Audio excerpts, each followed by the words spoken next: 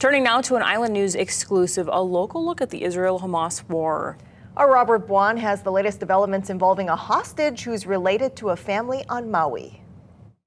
A major development in the Israel-Hamas war happened as a result of the late November ceasefire extension. One of the hostages released by Hamas on the second of the two-day extension was an 84-year-old woman, the cousin of Maui resident Rabbi David Glickman. A resident of Kihei, we first visited with Rabbi Glickman during a time when he and others on Maui continued to deal with the devastating effects of the August wildfires. It was also a time when half a world away, the Israel-Hamas war began.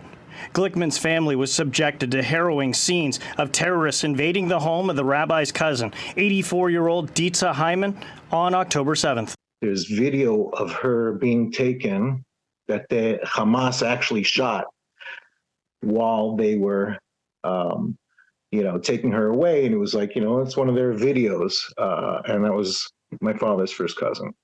The family has been extremely guarded about speaking to the media, limiting their interviews so they can try to recover from this ordeal. Her family is very private, and her kids, and they really didn't want to kind of wave a flag of Ditsa Hyman, in captivity. And, they were very, very quiet and private about it. Still, Rabbi Glickman has graciously allowed us to share his story, though there hasn't been much to share before the second day of the two-day ceasefire extension. This is the first contact. The first we heard of anything was when her name appeared on the list given to the government. And at that time, we still didn't announce it because we saw what happened on the fourth day of the ceasefire, where at the last second they changed people who were being released, names. So we didn't want to get too excited yet. Wanting to keep that optimism tempered until they knew this was happening. I was watching avidly on, live feeds and saw her in a wheelchair coming to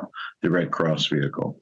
So as one of my cousins put it, it's great joy amongst great sadness. On a personal level, we're, extremely relieved that my cousin Ditsa has been released from captivity. On the other hand, there's about 180 still to go, who are being kept in very difficult situation, very difficult conditions. While Ditsa Hyman is no longer a hostage, Rabbi Glickman noted that her community of Kibbutz Nir Oz remains one of those evacuated, too close to the front lines of the fight. So while cousin Ditsa may be free, it may still be a while before she can go home.